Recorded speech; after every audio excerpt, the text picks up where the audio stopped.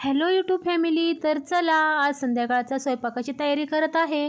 तर दररोज पडलेला प्रश्न की भाजी काय बनवायची, तर मी इकडे बनवत आहे बटाटा, सुक्का बटाटा आणि कढी. व्हिडिओ काढतोय म्हटल्यावर काहीतरी नखरे असे केलेच पाहिजे, हो की नाही. तर इकडे मी बटाटा केला होता, त्याच्यामध्ये टाकलं होतं टोमॅटो, कांदा आणि कढीपत्ता. कढीपत्त्याने जरा चव वेगळी येते. आणि मग मी टाकला काळा मसाला आणि हळद टाकून मस्तपैकी असं परतून घेतलं. त्याच्यानंतर आपला जो शिजवलेला बटाटा होता ना, थोडासा शिजवला होता, म्हणजे 70% मस्तपैकी कुकरला लावून घेतला होता आणि त्याचे बारीक काप केले आणि त्याची फोडणी दिली. मी एकदम सुक्का बनवला होता. मस्त लागतो एकदम, जरासा क्रिस्पी करायचा करताना, खूप छान लागतो हा बटाटा. आणि तुम्ही हा मुलांना टिफिनलासुद्धा देऊ शकता. इकडे मी बनवला होता बटाटा. तर एका साईडला मी बनवत होते कढी, दह्याची कढी.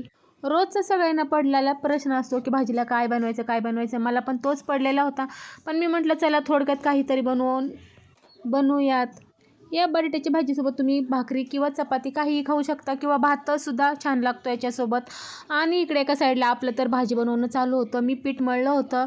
माझ्या लाडूबाईंनी पीठ मळून दिलं होतं मला. इकडे बघा ह्यांची कशी मस्ती चाललेली आहे. ह्यांच्याकडे बघायचं की स्वयंपाक करायचा, हेच मला कधी कधी कळत नाही. तर चला, माझी कढीला फोडणी द्यायची चालू होती.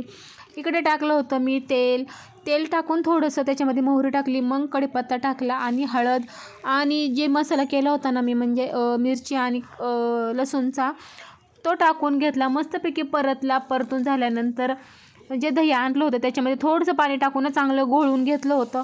ते घोळून झालेलं त्याच्यामध्ये बेसन टाकलं आणि मस्तपैकी नंतर ही अशा प्रकारे बघा फोडणी आपली तयार झालेली आहे. आणि त्याच्यामध्ये मी जे दह्याचं पातळ मिश्रण केलं होतं ते टाकलं होतं. अगं बाई, इतका ठसका की सांगायलाच नको. ठसका तर हो ना, बनता है तभी तो कढी बनती है ना. तर इकडे बघा मस्तपैकी आपली कढी रेडी झालेली आहे. काही तर मिस वाटते ना, तर हो, कोथिंबीर टाकायची राहिलेली आहे. इकडे बघा किती छान पद्धतीने कढी आपली रेडी झालेली आहे. आता मी कोथिंबीर टाकली. आणि हो, तुम्ही म्हणताना एक तर राहिलं, तर ते राहिलेलं आहे मीठ पण टाकून झालं माझं. मीठ पण बघा आपल्या चवीनुसार मीठ वगैरे टाकायचं. इकडे माझी कढी तयार झालेली. एका साईडला मी भात वगैरे करून घेतला आणि चपाती करून घेतली. मस्त जेवण झालं होतं. तुम्ही पण असं काहीतरी रुचकर बनवत असाल तर नक्कीच कमेंट करून सांगा. आणि माझे व्हिडिओ आवडत असतील तर शेअर, सबस्क्राईब करायला विसरू नका. चला, टाटा, बाय बाय.